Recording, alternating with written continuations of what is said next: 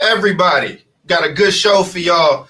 Question that we thinking about on the other side is, how is achievement dropping, but grad rates are rising on the other side?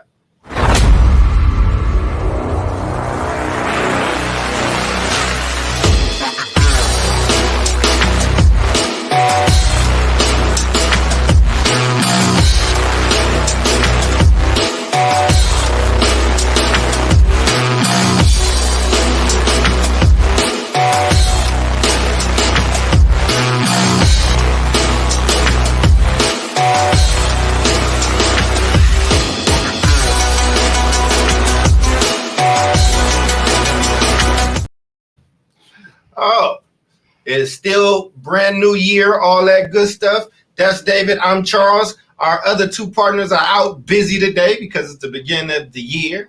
But David made it. He made it. It was tight, but it was close. But he made it, and I'm hating on him because he has sun where he's at.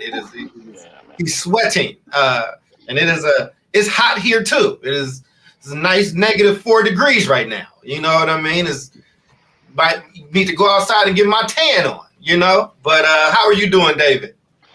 I'm good. I'm excited about today's show. Like I said, I didn't want to, we always kind of default to talking about the weather, but you definitely have some weather going on, and we have some weather going on. So I'm glad to hear that you are staying warm in your situation, right? This situation. People live like that.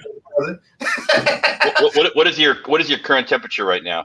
It's about, well, it actually went up. It's like 2 or 3 degrees now, which is warmer. But the wind chill is still around -26, -27. But you just learn how to dress for it. I actually just had on a jacket that wasn't too much bigger than this. Long johns, baby, long johns. Long johns work really, really well. So, but it's all good, man. We surviving and we good out here. My heart is going to, there's still a homeless population, and you got all these migrant workers and stuff coming in, and there's some disarray there. And I don't think these folks were planning on or banking on coming to a Chicago winter. I think they were trying to get to Texas, Arizona, in them areas. So it's interesting. But my prayers are out for any of those people. For sure, man.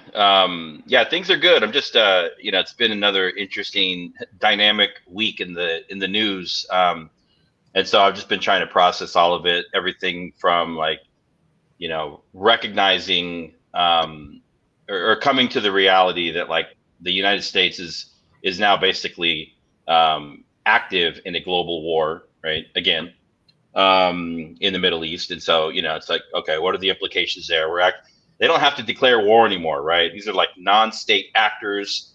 It's just a very different landscape where they can just kind of sell weapons to whoever they want. And now we're dropping bombs on the Houthi rebels, because you can't stop the capitalism beast, right? We got to get the goods must continue to ship. That's number one. And then number two, just been following some of the national political stuff with Trump coming out, victorious from the. He didn't just come out victorious. He got the Iowa. I think they're called the Iowa Caucasians. Oh, the caucus. It's like watching those rooms of older white people passing their votes, and everyone's like, yeah. I'm like, I mean, at least put some plants in there. Get somebody from the kitchen. Get somebody who's driving a car. I mean, do something. But there's no shade. They're just like, no, this is what it is. He won by 30 points. He won by 30 points. Nikki was second and 30 points away. I think he's gonna try to have Vivek be his running mate. I feel like I can see that happening. But it's interesting, man. I mean, I'm paying attention to it and watching. But yeah, man, our world is in it's crazy, man. I mean, is it ever not at this point? What I mean?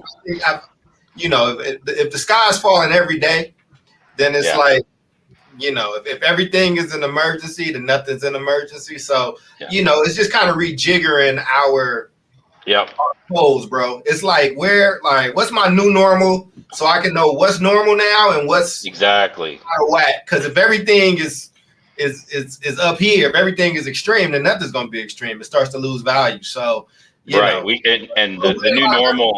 The new normal is like denying that slavery ever happened, right? I mean, it's crazy. That's just like it's like, hey, if we keep saying it, people will start believing it, right? Or something like 70% of the people that were polled at the caucuses believed that the last election was rigged. I'm like, they're all crazy.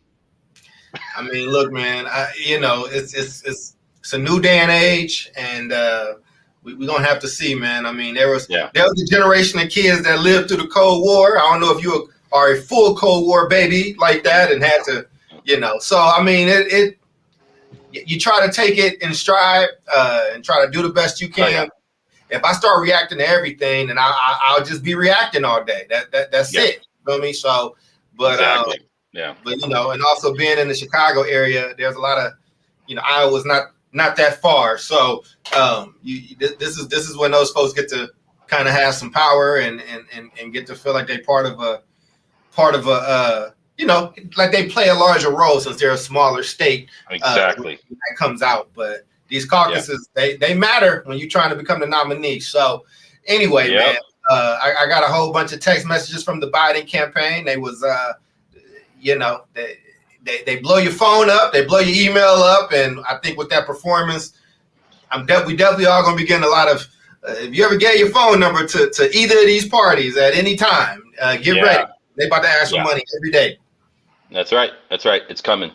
Well, it's interesting because this whole thing of looking at some of these polling numbers coming out of Iowa and the support that Trump is getting, and the people that still kind of like believe him. I think it all comes down to education, right? And that's what we talk about on this show. And people are, I wouldn't even say formally educated, but formal education plays a part. If you're lacking even the basic skills to be able to interpret, think critically, even going down to like being able to read words on a piece of paper, it's going to be very easy to become manipulated, right? And that's kind of what's happening right now with a lot of people, and they don't even realize it. So today's topic, we are talking about obviously education, and it's a big, again, it's going to be part of this like election cycles dialogue, but not necessarily the way that we're going to talk about it today, right? Mm-hmm. And so today what we're talking about is a trend. I wouldn't even call it a trend. Well, maybe I'll call it a trend. So on one end, what we're seeing across the country, and we'll talk about specific examples soon, are rising graduation rates. So we're talking specifically about African American students and Latino students, which is positive. So we are seeing higher percentages of Black and Brown students across the country that are graduating from high school, right? That's something that everybody should be able to get behind. The problem is that at the same time that graduation rates are going up, we're actually seeing a decline in proficiency rates, which mainly focus on English, language arts, literacy, and mathematics. So if you had a bar graph, you would have two lines that are kind of going like this, right? One's going up and one's kind of staying flat. And so you have a gap. And so, I think at the end of the day, what that tells me is that we are sending far too many young people, Black and Brown young people, unprepared into the world of work, the world of military, the world of into the community, into higher education, right? And there's implications for all of those things. And again, we're only talking about public schools. We're talking about government money, taxpayer money that is being spent in large amounts with very little accountability to show that you've actually that children have actually learned, right? But you can graduate them. You can move them through in cohorts. Hey, good job, good job, good job. But we don't actually know if they're proficient in some of the core basics, right? Yeah. So I'm gonna start there, and I want to hear your initial thoughts on this topic. I know we've talked about this extensively, but before we jump into two of these examples, like what's your quick take on the topic, Charles? Yeah, I think it's some bullshit, and I think we're on our own. And what I mean by that is like I don't think, I think that if you are having lower proficiency, but you're seeing a boost in graduation rates, and it's around our people, it's around minoritized people, it's around poor people, I think that doesn't bode well for us. And I think that it's platitudes in the place of actual progress. And I think that could be very dangerous. And I think that we have to be in a place as a people, any of us. I can talk to my group, you can talk to your group, we can talk to the intersection of these groups or whatever the case is. But we got to stop being okay with the parade and ask for the progress. You got to get things that you need, because they'll give you a dog and pony show all the time. They'll change the standards. And this is something personal for me because I'm the author of, of Dump the D. And Dump the D was bastardized and turned into something else by OUSD, Oakland Unified School District, where they thought I was saying, just don't give out no more Ds. And that wasn't what I was saying at all. I wasn't saying these kids just so we can pass them. What I was saying was I was letting people know how dangerous a D was in our system. It could be worse than an F because it didn't trigger you to retake a class if you wanted your kid to go to a CSU or a UC. So I think that's an easy way out of things, to just pass kids along, push kids through. And there's a lot of people, there's a lot of grown men and grown women of all races, of all income levels, to be quite honest with you, that are functioning illiterate people in our country. So, I mean, I think, I try to train people that I care about to ask about proficiency, ask if your kid has mastered this thing, regardless of what the grades say on their report. Exactly. That you have to know that. And I think that if you don't ask it, they're not going to tell you. Right. Exactly. Grades are a very interesting thing. Like I've had this conversation with the school that my child attends, right? And he has 6 different teachers, and I keep asking them, I'm like, what is the school's grading policy? We don't have one. We leave it up to the teachers. All right. So that means you have 6 human beings that are creating their own systems that can be manipulated either way, right? To work against students. Both are basically to work against students in different ways that can be too punitive, in a way where, like, if you have one assignment that's weighted very heavily and the student doesn't do well on it, all of a sudden their grade drops. Or it can be used to inflate grades, when students aren't doing well, but the grades seem to show that they are doing well. I remember when you and Dirk, RIP, rest in paradise, Dirk, were doing work in looking at Oakland and looking at their graduation rates. And I remember I chimed into your conversation at some point, and I'm like, okay, this is good, but let's look at the graduation rates versus the college A through G rates, right? And that's when you started to see like the big gaps, right? And we weren't even looking at like test scores. We were not even looking at test scores because that would even show like another reality. But that's what we're gonna talk about, that piece today. And so let's before we do that, we do have a little video clip. Might be a good time to show it. So we talk about education here. We're both educators. We work in the space, but I always appreciate it when we hear other voices from the community, in this case, the hip hop entrepreneurship community. Dame Dash is here on a podcast, Willie D's podcast, formerly of the Ghetto Boys, right? They're not formally. They still a group. They just don't make music. They just over. That's all. I know, but Bushwhack Bill has left this heavenly earth. So that's what I'm saying. But in this podcast that he's done, he kind of breaks it down, in a way that maybe is I don't know, maybe in a way that's more like relatable. But There was nothing that person was doing or had that I wanted. There was no knowledge they can give me. Like, I work with the OSG. That's a couple of hundred black principals or principals from economically challenged places. And what they tell me and what I've learned, a couple of things. Number one, if your reading scores are low, you go into jail. That's the metrics. That's the algorithm, you know. Number two, if you give a kid love, but you don't teach them how to survive or how to read, you're hurting them. Number three, a kid can only retain 45 minutes of an 8-hour day anyway, so their class should only be 15 minutes. So the rest of the stuff they give you was a distraction, the things you don't need to know. A kid is on his phone all day. So why wouldn't you put school on the phone on demand, 15-minute classes, and have it done by a person that inspires them? Because you might not want them inspired. Why would you waste 8 hours of a day? Really, it's a babysitter. You know, that's what school is used for most parents. But why do parents mostly have to take care or put their kids in school? Because they got to go to work. So it's all to divide. I go to the kids' prisons in Chicago, right?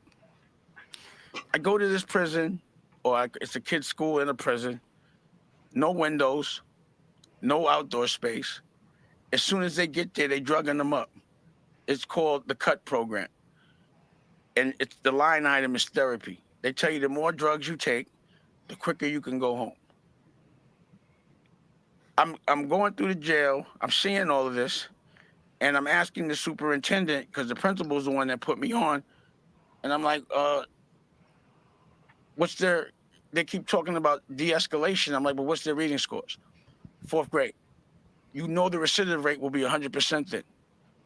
4th grade, but you're going to put them back in the street addicted to a drug. The only time they can get it back is they get back into jail with no education. After you just mentally abused them and kept them breathing recycled air, they don't get to go outside. You know, no therapy. The only therapy they had was white women in there, walking around with jackets around their waist, all in a group. How can a white woman talk to a kid with a body without being scared of judging them? And how could a therapist not know that? So I'm like, well, why are you doing this? Oh, I know why you're doing it. Why you don't even have a black woman, or why isn't there a man in here to teach these kids how to be men? Because it's a cycle to get them used to coming back. Now, the worst part about it is, for every kid that's in that jail, $1.2 million a kid. And the kid can't even afford to get a toothbrush. They don't get none of that money. So it's a private sector jail. Yeah. So he kind of broke it down there, huh? In a number of different levels. I'd love to hear your thoughts on that clip, Charles. Well, one, man, I'm from that I'm from that generation of people that grew up with early Jay-Z and Rockefeller and Dame. And, Dame means a lot to me. It's just as far as entrepreneurship. I've always been a burgeoning entrepreneur. Listen to him, watch what they did over there. I think that I'd have to look into some numbers. That's the researcher in me, or whatever the case is. But I think the general gist of what he is saying is spot on, and I think it's important. I think to understand the larger plan that people have for kids that look like me and kids that look like you, that are vulnerable, that may not have both parents, or parents, don't have the bread, or whatever the case is. Any type of young person where those streets can be enticing or trouble can be right around the corner. I think there is a plan. I think there's a plan to, we're a country that really loves money. So if we can make a lot of money off of prisoners, if we can make a lot of money off your kid being dumb or being a DJ or getting in and out of trouble, or whatever the case is, why don't you think that somebody would be doing that? And I harken back to when I was in elementary schools. I harken back to when I was in school myself, and just even with the quote unquote success that people may see or have or whatnot, it's a lot of unlearning. It's a lot of rethinking. It's a big metamorphosis that I still need to do even at 40, that doesn't kill me or kill my people in my community. There's a reprogramming that has to happen. So that's what Dame is talking about. And he's talking about it not to teachers. He's not talking about it to the people in ed reform or the ed space or the conservatives or the liberals. He's talking to people that look like him and come from where he comes from. And I appreciate that. I mean, that's kind of Mhm. what I want our stuff to be, right? Like to cut through the jargon, cut through all the big terminology or whatever the flavor of the week is for this month, and really just talk to people, to you, around what's happening with your kid, what's at stake for you, and here are some ways that you can combat that. So, you Yep. know, that's my overall kind of arching view, but I was long-winded, so I'm gonna throw it back to you.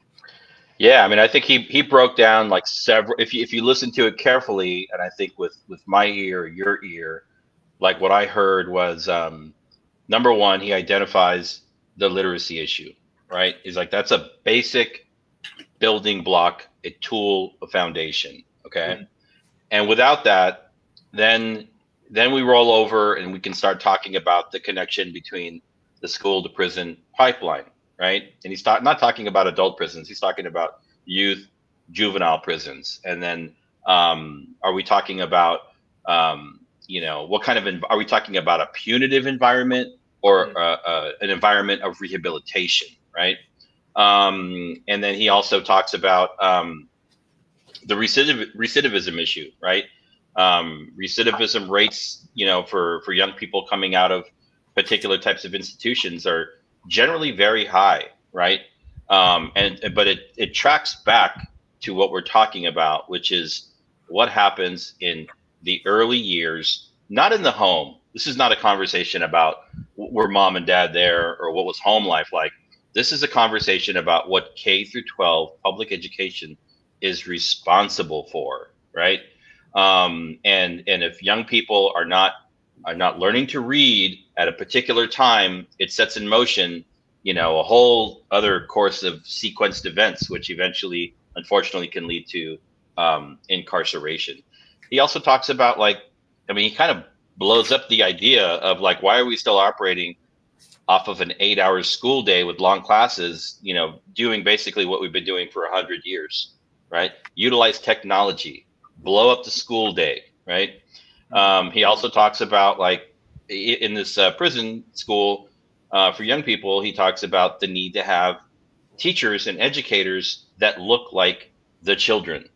How many times have we talked about that on this show? Look at the work that, Sharif El-Mekki is doing at the center, right? So all of these things are kind of coming together. And so I thought that was a very powerful clip because it, he's hitting a lot of the points that we've talked about. And I'm glad that people are speaking up about this. So with that. But I think we could be innovative. And I think that's something that he was, I think, there's a better way that we can kind of be doing this. And you know what I'm saying? When you talk about reconstruction.us, Kai Henderson's organization, where you can take those classes at your own pace. Have you ever heard Jawanza Kunjufu? I have not. Jawanza Kunjufu is one of my favorite scholars, authors. He was on Oprah a long time ago. He's out here in Chicago.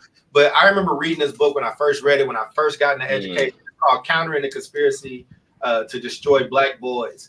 And it's part of the reason that I do what I do, and just how frank it is, how direct it is. And this was originally written a long time ago, so some things might need to be updated or whatever the case was, but the spirit of it still lives on.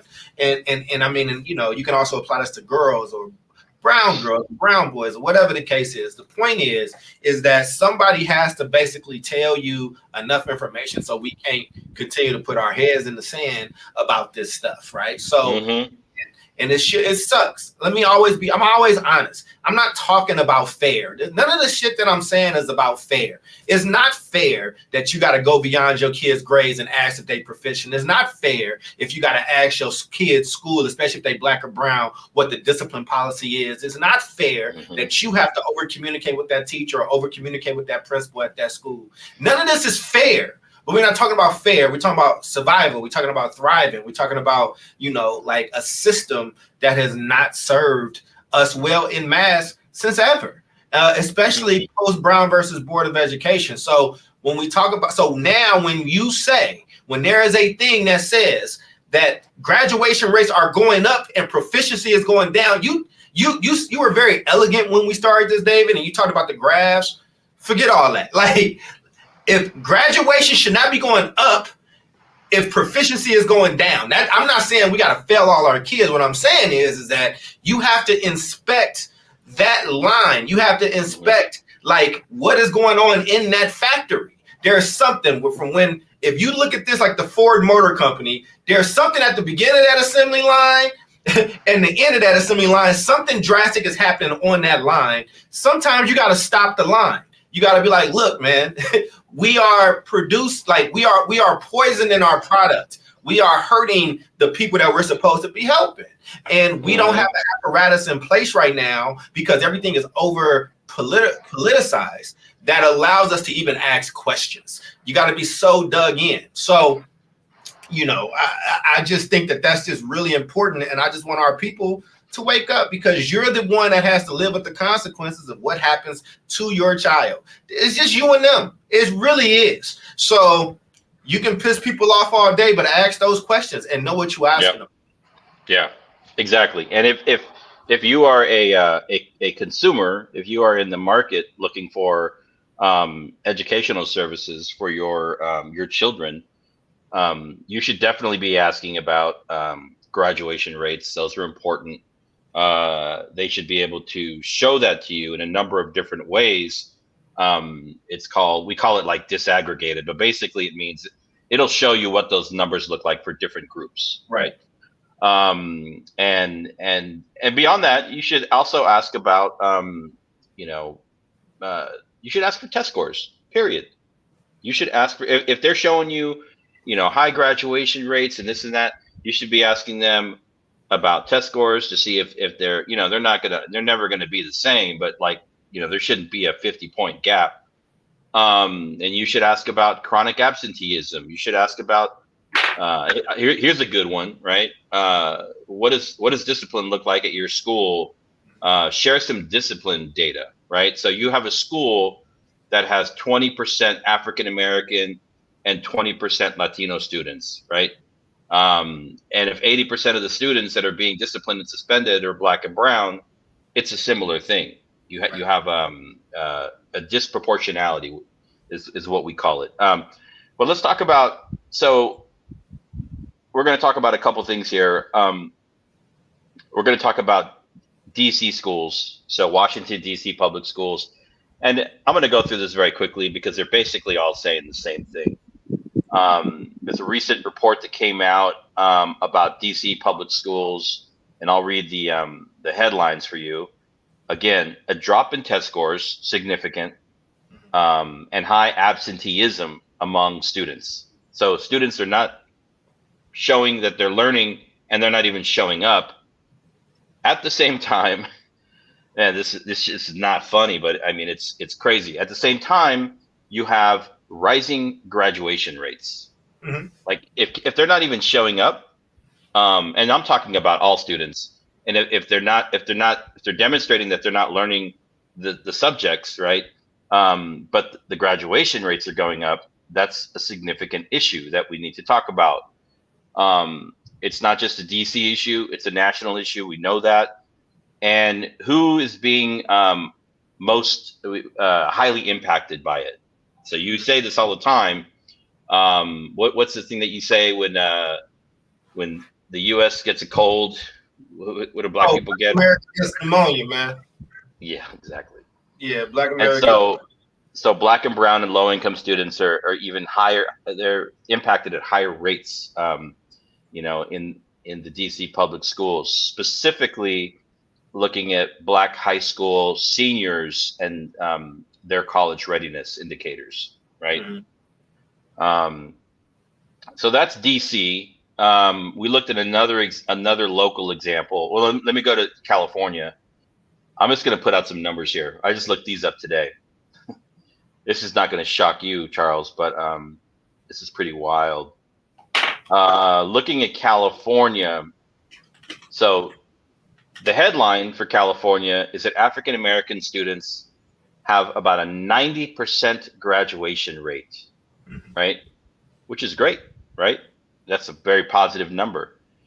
When we look at African American students in California public schools in terms of proficiency across the board, For English language arts, it's at about 30%.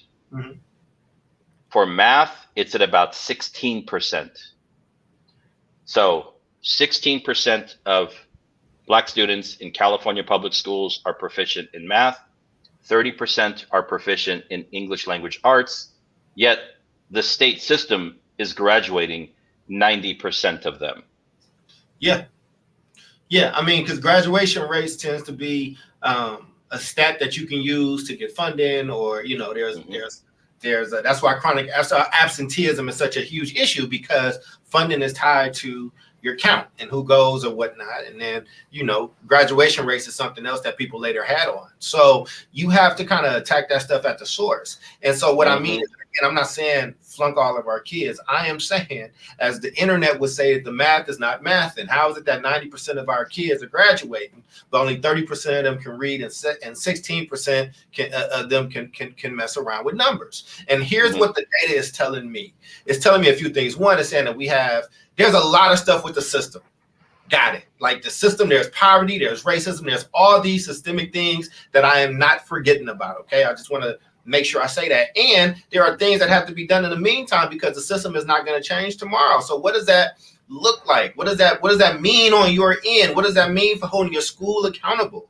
And I think that you have to like draw a line in the sand. But the data is also telling me we need to have more vocation programs in these schools. Like if like, let's just stop acting like we trying to teach kids how to read and we trying to teach kids numbers. Like if that's the case, go back to the time where you could graduate with a certificate, or you could graduate ready to work in certain fields. I mean, I think that's one. I think two, I think that when young people are tracked for college and university or whatever the case is, we have to make sure that they are proficient. When I graduated, I went to Emory, small school. I left my senior year, but I still graduated pretty high. I had like a 383.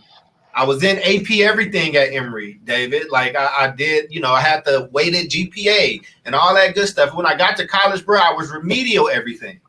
So why am I getting B's and A's in, like, you know, AP math, AP English, AP this, AP science? They also didn't have us take the AP exam, by the way, FYI. You had to know that on your own at the time.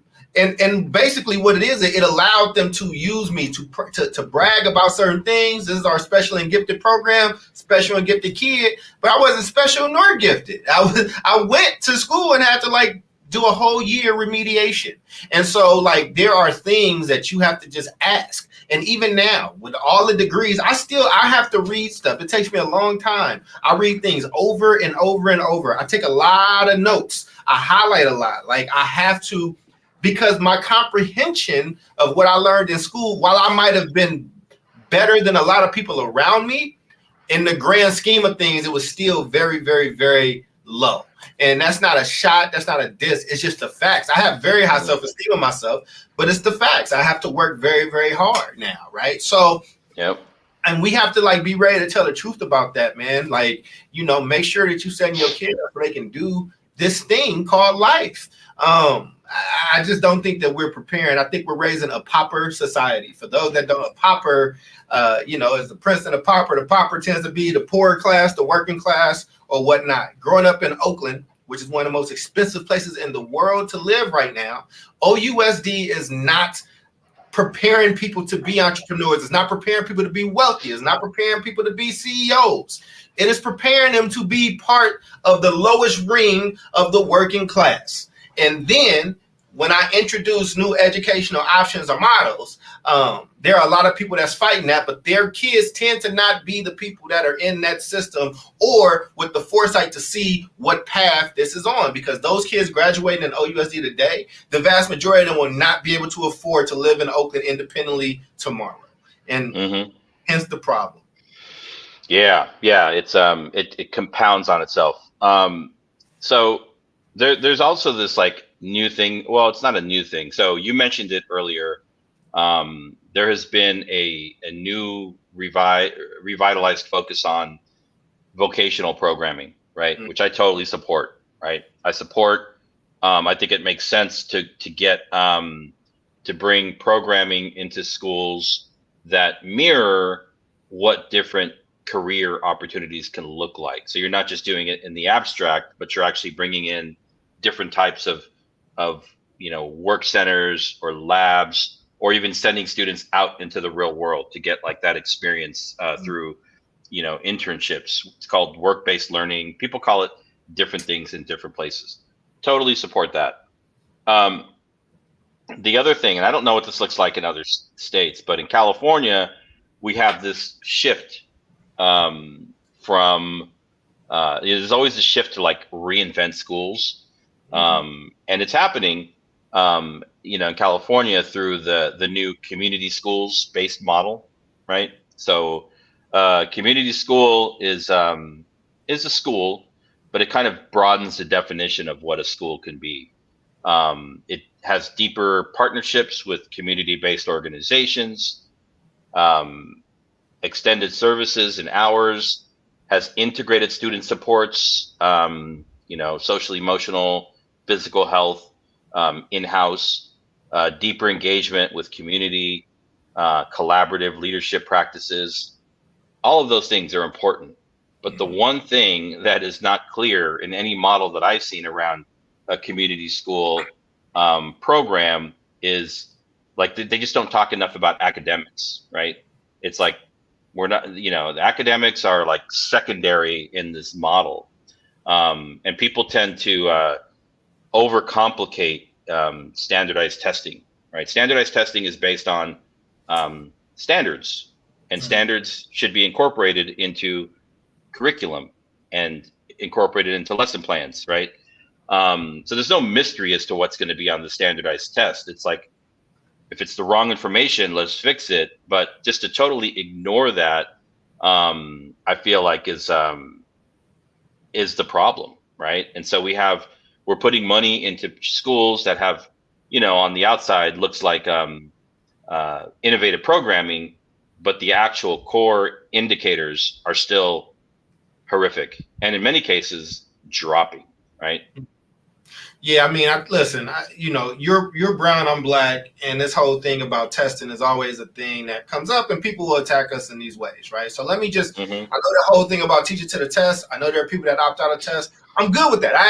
Listen, if the test is racist and these things, I went to higher ed. I've done those things. I've seen the studies or whatnot. And you can do away with it. You just need to put something else there. I need an apparatus that allows us to measure the amount of learning and standards that is being reached or not reached, so there can be intervention. So it's okay to hate this current test and say people teaching to it is not culturally. I got you. I'm with you, and I'm going to rock with that. And they've been saying that since I was a child in school, and there still ain't a new test. There still ain't a new way to test standards, right? You want to make sure that those things happen. And what I would say is this, man, if I'm giving people advice. How would an emperor, educate his son? How would a queen educate her daughter? So a lot of people care about Rome these days. Not sure why. I used to like that stuff. If you look at Marcus Aurelius, I don't know if you ever studied that. He's he was the emperor of Rome, all that Ottoman Empire area and all that good stuff. But he had a son named Commodus. And the way Commodus wanted to be emperor. Now Rome was a democracy. So you don't just become emperor because of who your father was. So his father put him through an education. And in that education, he made sure he understood numbers. He made sure he understood negotiations. He made sure he understood history. When he taught his son politics, he didn't just teach him who ran before and who did all that. He taught him how to negotiate. He taught him when the Senate will try to assassinate you, when you should assassinate somebody, like real things. Like it was very different when the father was the one that was in charge of the education. He needed his son to be able to fight. So Narcissus was one of his best warriors, one of his best fighters. And basically he just beat Commodus's ass every day until he could actually defend himself, right? Now, Commodus didn't grow up and become a very good emperor, by the way. If you watch Gladiator or any history, there's a whole interesting story there. But the point is like, look at how people with power try to educate their kids. And then look at what they say is good enough for yours. Like, just look at those things. Like, I love technology. I love Apple products. I've sat on boards with one of the people that made one of the algorithms for Meta, for Facebook, of how to make money. And you know what that man does? He does not let his kid touch social media. His children can't touch it. Bill Gates' kids couldn't mess with it.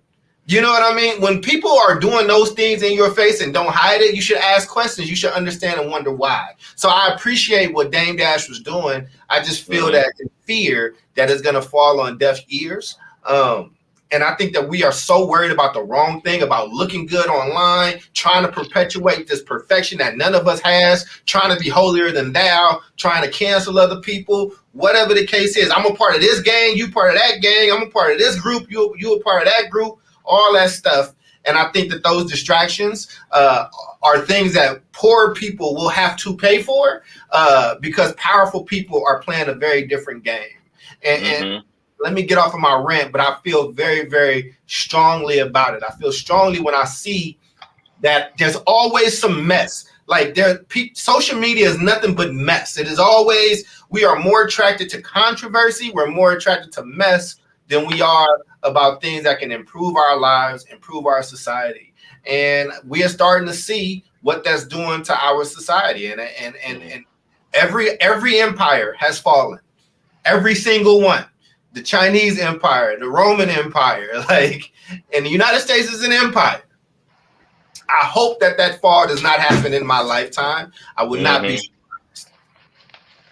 Yep, that's right. Yeah, speaking of social media, I guess less social media, but more just media in general. Like historically, I read books. I don't really read education journals, but I definitely read education media to learn new things. But more and more lately, I've been listening to, shifting how I consume media to listening to people's stories, right? And we're not talking about, people in higher education. We're not talking about people in education or even education reform. Some of my deepest learning in the last year or two have come from listening to direct stories of people that are either my age or your age that have done long periods, stints in prison, right? And they've come out, right? And they've learned, they've educated themselves, they've come out with this incredibly deep ability to reflect not just on their own journey, right? How they got there and how they got out. That's all just kind of part of the story, right? That's the filler, right? Talking about, getting locked up in solitary or, getting involved in different, things while locked up in prison. But the ability for them to go back and trace back their story of when they joined a gang, or when they got kicked out of school, or when they couldn't get a job, or when they got first engaged with the police, the criminal justice system, over some bullshit, right? And 9 times out of 10, there's always a story in there about how public education failed them, right? And so it's basically the same thing that we're talking about today in different language, about what can actually happen. You can sit back and look at the was it 90% graduation rate in California for Black students, right? That should tell you that all of the other life indicators for African Americans in California should look similar. But when we look at California prisons, Americans are overrepresented, right? African Americans earn less, they own less property, all of these things. So we, point being is we have to look beyond the big headline, which you said earlier can be used as a marketing tool, right? Hey, look, we're doing really good on this one indicator, but the real story lies underneath. And that's why we look at the data in different ways. But you also have to couple that with, so many of these stories that are out there from people. You have a story, I have a story, right, about what happened to us. And when we were at those points, right? You're going to go this way, you're going to go this way, right? And so I just think that's interesting because, yeah, I mean, I've been listening. I send you podcasts all the time, right? I'm like, check this out. You're probably like, what the hell is this? Oh, you can always, but I used to be really upset at the getting stung by the scorpion, but that's what scorpions do. That's their nature. They sting. And so when I'm if we keep trying to put something on this system that it has showed us over and over and over again that is not, that is in life, creatures are going to be their nature. Like, and the system is its own thing that's going to be its nature. And I think that you have to. I can stay mad at that system, and I can keep trying to change it, and I will keep trying to change it on some level. But I can't get mad at a scorpion for being a scorpion.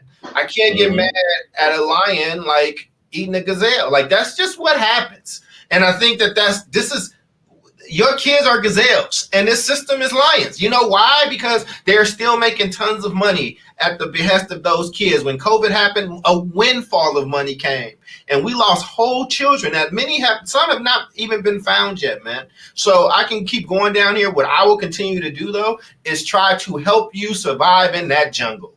Like, you are in a jungle, and I need you to recognize that you're in a jungle, and that some of this stuff, there are some things. There are some apex predators out there, and you need to know how to defend yourself and how to make sure you got the tools to make sure your kid or you are good in it. And or you can keep getting mad at the scorpion for being a scorpion. So, and the picture behind you, man, I know we're coming up on time. The picture behind you, I saw Killers of the Flower Moon, and it kept reminding me of that. I don't know if you've seen that yet or have heard that story, but the story of the Osage and the oil, and it's a real story. It's very interesting. It's on Apple TV Plus. If you have that, it's free on there now. And it's a very well acted movie, but it's infuriating. But it also has some questions for me. But I didn't know if you said you hadn't seen it. I don't know how familiar you are with the Osage or that story. I can give you the synopsis if you want, but kind of goes in with this. All right. Okay, so we're close to time. So I want to let's flip it now, Charles. Let's think. You were just talking about. You've always said that we are on our own, and we are. We absolutely are. Whether you're talking about, we're talking about shifting large scale education systems that just from a dynamic, position are hard to change. But then if the system is working for particular groups and not for others, there's less incentive to want to change it, right? I think what's his name?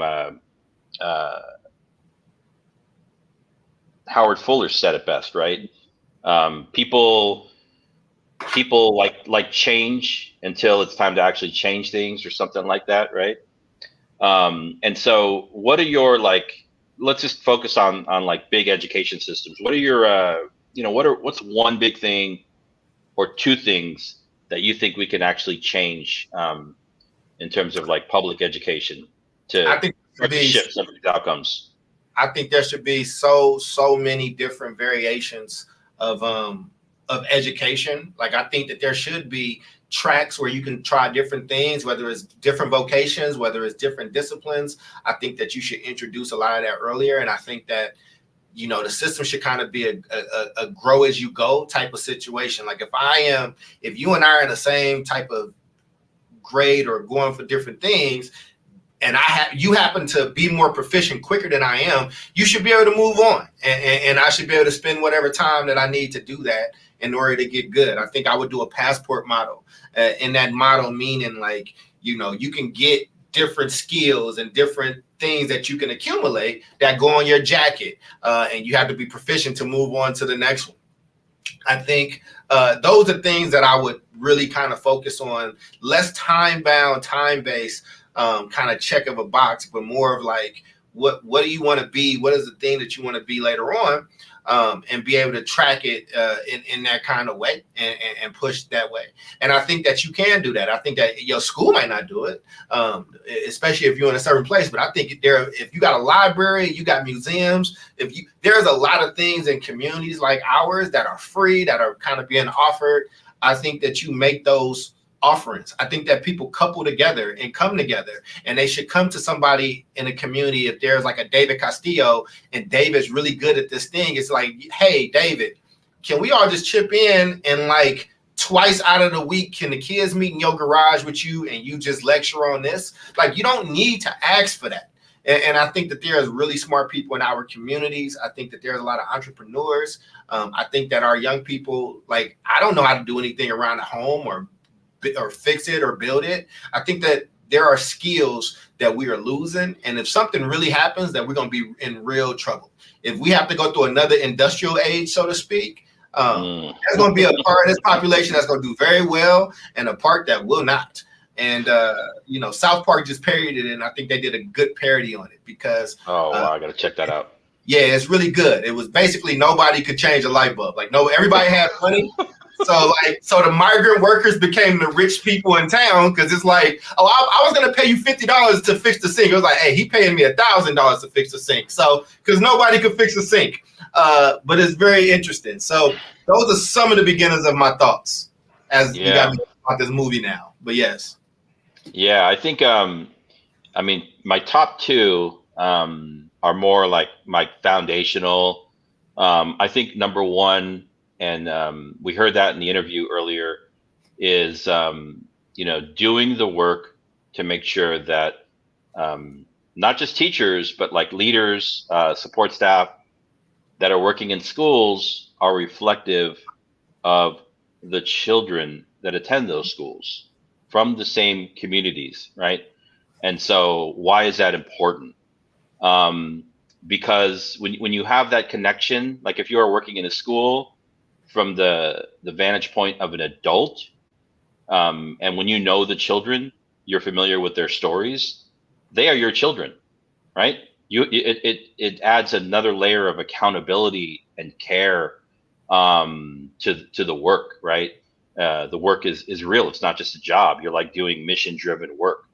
And then from the vantage point of children and young people, you see people, you are familiar with people, you are comfortable with people that look like you. I'm not saying everybody, but I'm just saying like me growing up in 12 years of public school, probably had like 2 or 3 Latino teachers. That was it, And so I think doing that, making sure that we're working towards, and that there's some accountability in systems where you have an overwhelming number of like white teachers that are teaching in schools that serve predominantly children of color. Like that's an issue that the system has to fix.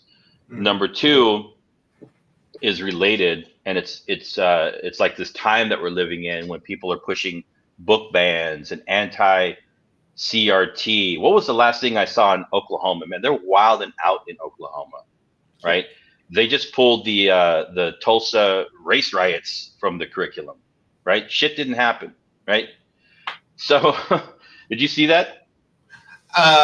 Man, it's so much stuff, dog. Like if you give me the particulars, I'll probably remember it, man. But yeah. So the point there is making sure that that all children see themselves and their stories in the curriculum, right? And it feels like right now we're moving away towards a more a whitewashed curriculum where you're going to hear and see fewer Black, Brown, Asian, LGBTQ voices, right? And so so that's the second big thing that I would put out there around like, what could we do if we could do something? There's all the technical pieces of incorporating the science of reading and blowing up the school day to be more flexible, all of that too. But that's kind of that's my my 2 offerings at this moment, right? Yeah. I'm working through my rage. Well, and I would even say too, I think the education reforms that we need also shouldn't have an age limit on it. I think that it should be stuff that's just open for the full community, almost like a college campus. Like I remember being an undergrad and seeing a 50-year-old person in there getting that education with us. And I think that there's a lot of things we weren't taught. And I think community teaching, community universities is invisible institutions are really important. So, don't, like you said, don't get me going, man. I think that, but if you keep looking to the teeth that's poisoning you to no longer poison you, then you're gonna keep drinking poison. It just like, I know that there's a law. I know there's laws that say you gotta send your kids to school. So follow the law, that's fine. But that don't stop you from putting your kid in different programs or making sure they're experiencing different things or making sure they get a different kind of education. Like if you got people in your family that's good with their hands, then get him a beer, get him something, make him some dinner, and be like, hey, can you teach my son how to do this? Or like one of the best classes I had in high school, and I think they should bring back, was home ec. Home ec was just really, really dope, and the way it was taught to me around how to manage my bank account, and if I got into an apartment by myself, and she taught us some meals that you can always go to if things are rough, like life skill stuff. And I think you have to go back to that. We care about how people feel right now. We teach people how to mask those feelings or to manipulate those feelings, or how they talk about them, more than we're teaching people how to build things and create things that they can be proud of. And you gotta you get what you get at some point. Yeah, bring back home ec. There you go. You heard it right here. We've got. I want to do a special shout out to welcoming back Mr. Bill Conrad.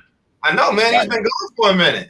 Been gone, but good to see him here, and good to see him here. Because I'm off of Facebook, and I think that's where he used to watch. I think we lost a lot of people when I left Facebook, so I'm glad he found his way to YouTube and his kid. But we got Mama Toya here, who always holds me. I love that woman. Yep. All right. Well, we are approaching the end. I need you to watch that movie because I want to talk to you about it. Yes. Okay. I'll watch it.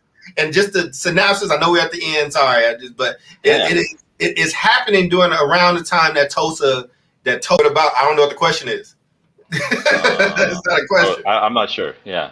Yes, that's Biggie, that's Kanye West, and that's Tupac. But back what I was saying. So basically, the white folks systematically, like, they moved there and they would marry into these families to get the head rights, and then they were murdering these people. So it was basically, but they kept wanting to mix. And let me tell you the other thing that was, I need you to watch it, David, because I'm conflicted. Because let me tell you, there's a scene where there's a parade, and it starts out with the Osage at the front doing their thing. It's a mix of Native and white people in the middle, and at the end, it's closed off by the Klan. So my whole feelings about what was happening to these people, it was some complicated feelings in that point because they loved them, some white people. The point is, it was a very interesting moment in our history, and it's also part of those book bans. It's telling that Osage story and Tulsa and all that. So I think it'll be interesting, and it has Leo and all that. I know you was like, you gonna get something out about that damn movie, but anytime I watch a movie that's 3.5 hours, I'm talking about it with somebody. So what's it called again? What's it called? Killers of the Flower Moon. Got it. Okay, I'm on it. I got it. It's Scorsese, it's Leo, it's Robert De Niro, Lily Gladstone, who did an incredible job, by the way. She was incredible. But anyway, man, I appreciate you putting this show together. Next week we should have our people back. I don't know if you are able to give your final thoughts. So let me get out the way and let you do that. And Miss Toya, you still got time. Give me the question one more time while he's doing the final thought, and I'll make sure I address it. But go ahead, brother. What's your final thought for the day? Yeah, I mean, I think I pretty much put everything out there already. I think, two things for me quickly is I want to keep uplifting this information, right? Especially now. It doesn't feel like enough people are talking about it. Like you would think superintendents would be talking about it. And other education leaders and politicians, right? We're spending so many, millions of dollars on education, right? And if you had to sit back and ask what we are getting for it, it would be very difficult for people to answer you with a straight face, right? And then if you ask, like, what are Black and brown children getting out of it? And then you would just get silence, right? So I want to push into that silence. I want to make sure that we continue to talk about this. That's why we started the show and the podcast. And then I think the second thing is, as like I said earlier, I continue to evolve, like where I'm getting my information from. And I'm watching a lot of different podcasts and different formats, and like where I'm getting my information from. And I'm going more towards, like, we call it primary source documentation. If you're a historian, don't read the interpreted, version of history. Go to the original source, right? So like interviews, people telling their own stories through podcasts. And hopefully that starts to show up more and more on the show. So there you go. Well, I gave my final thought for Jubilee. For Omar, that's David. I am Charles. We will see you next week. Same bat time, same bat station. And y'all take care of yourselves. Take care of each other. And if you are in anywhere other than San Diego where it's hot, please stay warm. Stay warm and shovel your snow, because I learned as a homeowner, you can be sued if the mailman trips and falls. With that, yes. See y'all. Y'all be blessed. Peace.